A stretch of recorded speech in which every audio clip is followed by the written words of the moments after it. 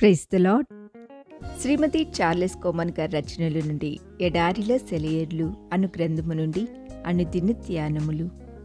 అవి నిలిచి రెక్కలను వాల్చినప్పుడు వాటి తలలకు పైగానున్న ఆకాశ మండలం వంటి దానిలో నుండి శబ్దము పుట్టెను. ఎస్కేల్ గ్రంథము 1:25. పక్షులు రెక్కల్ని టపటపా కొట్టుకోవడం చూస్తుంటాము. అవి నిలబడి ఉన్నప్పుడు కూడా రెక్కల్ని విదిలిస్తాయి ఒక్కోసారి. అయితే ఇక్కడ అవి నిలబడి రెక్కల్ని వాల్చినప్పుడు వాటికి ఆ స్వరం వినబడిందని చదువుతున్నాం. అవి నిలిచి రెక్కలను వాల్చినప్పుడు వాటి తలలకు పైగానున్న ఆకాశం మండలం వంటి దానిలో నుండి శబ్దము పుట్టెను. ఎస్కేల్ గ్రంథం 1:25. రెక్కలను వాల్చడం ఏమిటి? కొందరు అడుగుతుంటారు, దేవుని స్వరం నీకెలా వినబడింది అని.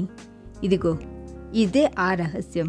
అవి నిలబడి వాటి రెక్కల్ని వాల్చినప్పుడు ఆ స్వరాన్ని విన్నాయి. మీరు గమనించారా? మనం కొన్నిసార్లు దేవుని సన్నిధిలో కూర్చొని లేక మోకరించి ఉన్నప్పటికీ మన ఆత్మ టపటప కొట్టుకుంటూనే ఉంటుంది.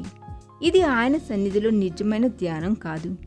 ఒక బంధువు చాలా కాలం క్రిందట తాను ప్రార్థించిన ఒక విషయాన్ని గురించి నాతో చెప్పింది. కానీ జవాబు వచ్చేదాకా నేను ఎదురు చూడలేదు అందామే. అంటే ఆయన స్వరం వినేంతలా నిశ్శబ్దం అయిపోలేదు ఆమె మనసు. ప్రార్థించి లేచిపోయి ఆ విషయాన్ని గురించిన స్వంత ఆలోచనలో పడిపోయింది. ఫలితం శూన్యం. మళ్ళీ మొదటికొచ్చింది ఆమె పరిస్థితి. ఎంత శక్తి వ్యర్థమైపోతుంది!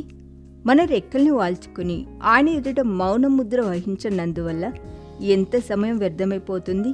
ఆయన నుంచి సమాధానం వచ్చేదాకా మనం కనిపెడితే ఎంత ప్రశాంతత, ఎంత విశ్రాంతి!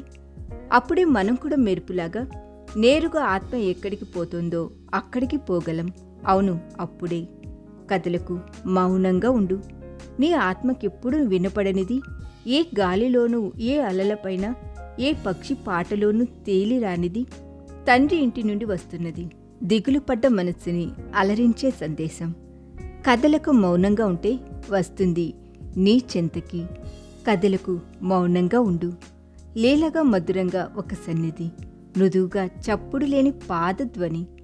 యేసు పంపిన ఆదరణకర్త. ఆయన బోధకర్తాలు చెప్పేందుకు, ఎదురు చూసే నీ ఆత్మని నింపేందుకు వస్తున్నాడు. ఆ సందేశం ఆలకించి నాలోని ఆత్మ మౌనం వహించు.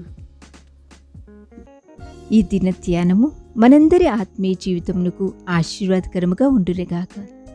ఆమేన్.